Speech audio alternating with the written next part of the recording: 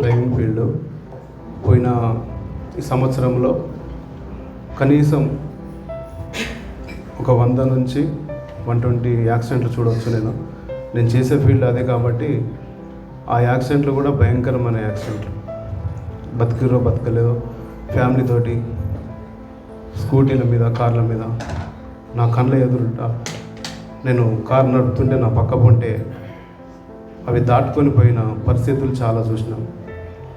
కానీ అంతకుముందు సంవత్సరంలో మాత్రం 2-3 టైమ్స్ నాకు కూడా జరిగింది.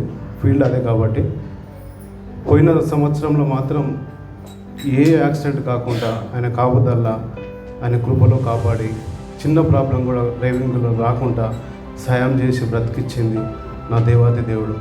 దేవునికి వందనాలు కలుగును గాక.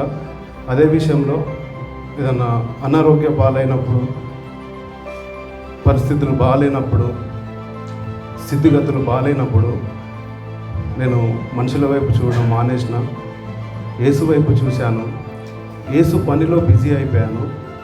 దేవుని బిడ్డలారా, మీరు నమ్ముతారో నమ్మరో, పోయిన సంవత్సరంలో నేను దేవునిలో బిజీ ఉన్నంత బిజీ నేను ఈ సంవత్సరంలో లేను. 24 సంవత్సరంలో ఈ ఒక సంవత్సరంలో నా పనిని పక్కన పెట్టేసిన, నేను నా ఒక సంపాదన పక్కన పెట్టేసిన.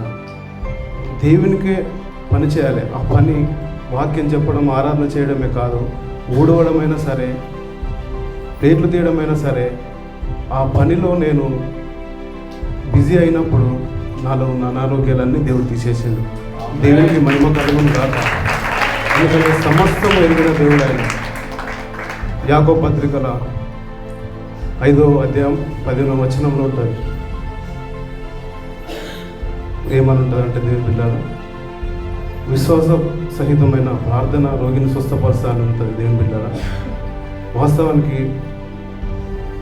ఒకప్పుడు పోయిన సంవత్సరం కూడా నేను సాక్ష్యం చెప్పిన, కోపం గురించి చెప్పిన. మీకు గుర్తుందో లేదో, నాలో భయంకరం కోపం ఉండే. ఆ సంవత్సరం నేను తీసేసుకుంటాను ప్రార్థన చేసిన, సంఘం ముందే చెప్పిన. కొన్నిసార్లు కోప్పడేవాడిని. ఎందుకు కోప్పడానంటే అది ఎవరికైనా వస్తుంది కోపం, లోకానుసారం. వాక్యం మనం లేనప్పుడు కోపం ఖచ్చితంగా వస్తుంది, వాక్యం మనం గ్రహించినప్పుడు ఖచ్చితంగా వస్తుంది. ఆ ఒక కోపాన్ని కూడా దేవుడు తీసేసిండు. నేను చెప్పేది ఏంటంటే, దేవుని బిడ్డలారా, ఒక్కసారి మన అందరం క్రీస్తు బిడ్డలం, పక్కవంటి వారికి ఒక్కసారి అందాం. మనంత క్రీస్తు కుటుంబాన్ని ఒక్కసారి చేయగలుగుదామా? ఒక్కసారి మనంత క్రీస్తు కుటుంబం. దేవుని బిడ్డలారా, ఈ యొక్క స్వచ్ఛమైన ఆరాధన, ఈ స్వచ్ఛమైన వాక్యము, ఈ స్వచ్ఛమైన మనుషులలో ఈ సంఘంలో ఉండడం చాలా అదృష్టంగా నేను భావిస్తున్నాను. దేవుని బిడ్డలారా, ఎన్నో సంఘాల్లో చెప్పకూడదు కానీ దేవుని బిడ్డలారా, స్వచ్ఛమైన వాక్యం, స్వచ్ఛమైన ఆరాధన ఈ దొరకడం, మనకు దైవజనుడు కూడా మనకు అటువంటి దైవజనుడు దొరకడం చాలా సంతోషం, ఆనందం. ఎందుకంటే అయ్యగారు కూడా చెప్తారు, ప్రతి మీటింగ్లో ఏదన్నా ఒక మీటింగ్లో మనం ఏదన్నా ఒకటి నేర్చుకోవాలని ఫిలిప్ అంటాడు. నేను అయ్యగారు చెప్పిన మాటలు నేను చాలా గ్రహిస్తాను. ఏ మీటింగ్లో ఏదో ఒకటి నేర్చుకోవాలని గ్రహిస్తాను. నేను ఇంకొకటి కూడా చెప్పాలనుకుంటున్నా. దేవుని పిల్లలు, ప్రతిసారి కోపం వచ్చినప్పుడల్లా అంతకుముందు దూషించేవాడిని నేను కూడా. ఎందుకంటే మనుషులం కాబట్టి ఇతరులను దూషించేవాడిని. దూషించడం మానేసి ఇప్పుడు బ్లెస్ చేయడం చేస్తున్నా. దేవుని పిల్లలు, దూషించడం మానేసిన. ఎందుకంటే నీలో నాలో యేసుక్రీస్తు ఉంటే దూషించడం మానేస్తాం మనం. బ్లెస్సింగ్ బ్లెస్సింగ్ బ్లెస్సింగ్ బ్లెస్సింగ్ ఇక నుంచి దేవుని పిల్లలు, కుటుంబంలో అయినా బయట అయినా ఎక్కడైనా సరే దీవించబడాలి. దీవించడం, ఆశీర్వాదం, బ్లెస్సింగ్ బ్లెస్సింగ్ బ్లెస్సింగ్ బ్లెస్సింగే.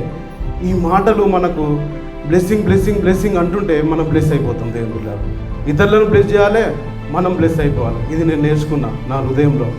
ఈ సంవత్సరం కూడా నేను బ్లెస్ కావాలని నేను చాలా కోరుకుంటాను. చాలా కష్టాలు, ఇబ్బందులు, ఇరుకులు మా నాన్న ద్వారా, కుటుంబం ద్వారా సమస్యలు ఎన్నో ఉన్నాయి. కానీ దేవుని పని మాత్రం మరవలేదు. ఎందుకంటే నాలో ఉన్న అనారోగ్యాన్ని దేవుడు తీసేసిండు, నా కుటుంబంలో ఉన్న అనారోగ్యాన్ని తీసేసిండు.